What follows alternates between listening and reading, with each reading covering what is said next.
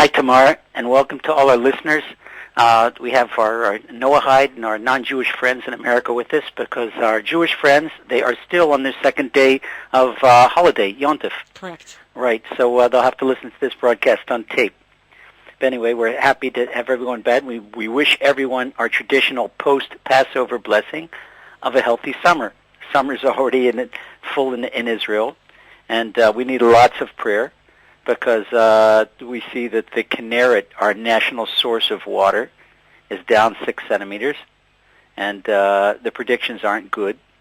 And in fact, I think there's a message that Hashem doesn't want us to take things for granted, because we were talking recent in the news about the food crisis in Egypt and our neighbors, food crisis in Lebanon, food crisis all over the world, and now they're talking about tremendous price rises in Israel.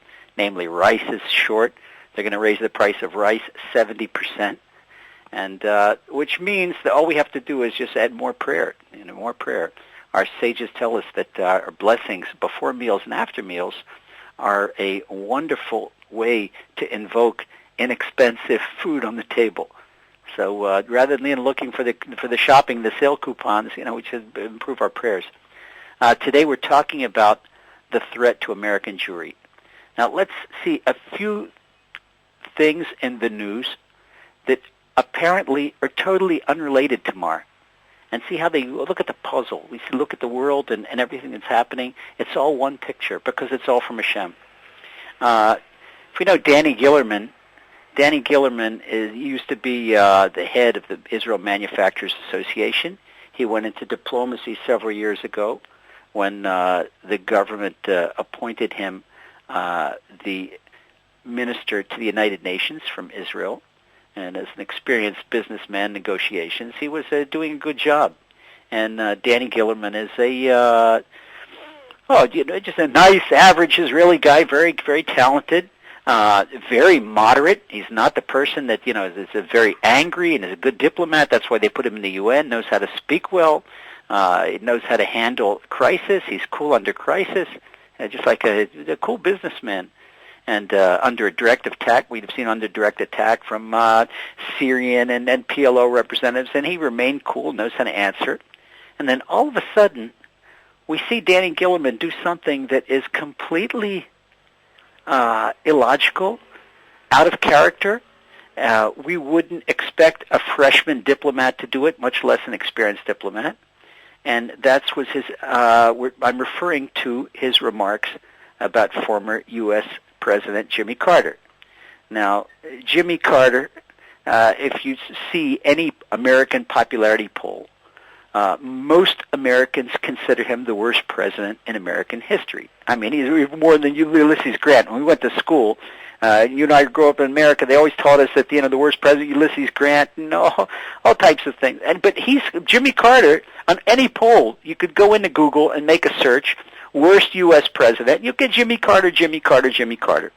And it's funny, Democrats, Republicans, across the board, Jimmy Carter. And I'm not going to repeat the things that Americans called him because, I'm here in Israel. It's not proper for us to talk about a former American president, alive or demise, whatever.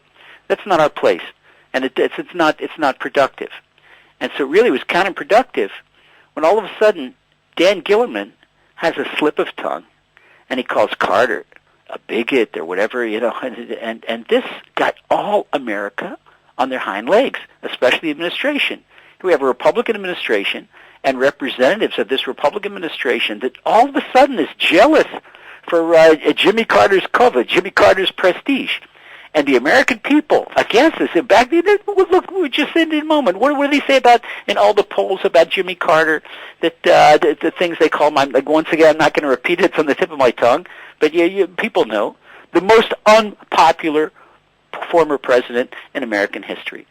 Okay, Condoleezza Rice spoke against his recent trip to come and speak to the Hamas, and everybody, it's easy to see it. Now all of a sudden, the tables have turned.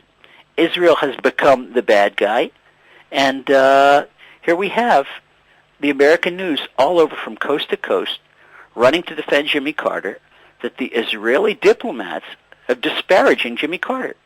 Okay. Now, under the table, Dan Gillerman, first of all, Israel's foreign ministry, saying we're not going to do our dirty laundry in public, but you can believe, Tamar, that he's getting a slap on the hand under the table. I think he will be recalled. We will see Dan Gillerman back in Tel Aviv soon. They just mentioned there was a leak in the news also that really his term is up in a few months.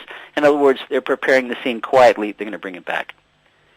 Now, what we have here is we have here a real view of what the American government and the American media thinks about Israel.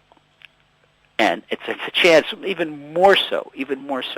There is a lot of, we would say until last week, covert anti-Semitism. So we see what happened this past week in Miami, to the Chabad shul in Miami. Now, we're not talking about Selma, Alabama. We're not talking about Arkansas. We're talking about Miami. Okay, we're in a very... Just for those who don't know, a synagogue was burnt down there in Miami. Chabad synagogue. Go ahead. Not only a synagogue, but the Torah scrolls. And this is something that, this week is very appropriate. This week is Holocaust week. This is a story right out of the late 30s and early 40s in Europe. Okay, and this is happening in the United States of America. And you could talk about, this type, Chabad. Everybody loves Chabad. They say the joke, Coca-Cola and Chabad. And everybody loves Chabad. They just do good to people, and they just do good for people all over the place, for Jews and not Jews. Rabbi, you have about another minute and a half. Go ahead. Okay. So here we see that this is really you have the real grassroots feeling, okay, about Israel, and when it comes down, where are your loyalties? Okay, where are your loyalties? This is Americans being coming down. This brings us in to Ben Ami Kaddish. Ben Ami Kaddish in the recent, you can read about it in the recent espionage. We're talking about something that happened between 1979 and 1985. This is opening all the old wounds of the Pollard affair. Jonathan Pollard, that we're so, we can't understand. We can't understand that Jonathan Pollard has served a longer sentence than any of America's accused enemy spies from enemy countries, such as communist China and Russia. And here we're talking about, America's ally, and they really, they stuck it to Pollard, and nobody can understand why. Well, here we see something that they're trying to paint a picture, and we don't know where this monster. If this something is a iceberg that we only see of the 2% above surface, that is there a whole conspiracy back there. The American government is trying to paint a picture, okay, that the Jews, and this might sound serious, but think about it, that the Jews are undermining American society. What we have now is where from Shemaim, okay, the Jews, American Jews are being called, where are your loyalty with America or Israel? Okay, they're going to have to be, it's going to be difficult to be called an American Jew. Pretty soon they're going to have to decide whether America or whether Jews. This is all part of the final redemption of our people in gathering the exiles to bring people home to the land of Israel. That's something really scary to think about, but something that we must think about. Thank you very much for being with us, Rabbi Lazer Brody. And you have a wonderful blog, Laser Beams, and that's at www.lazerbrody.net. Everybody check it out. Thank you for being with us. Take care, Tamar. We'll speak with you next week. Right, bye-bye.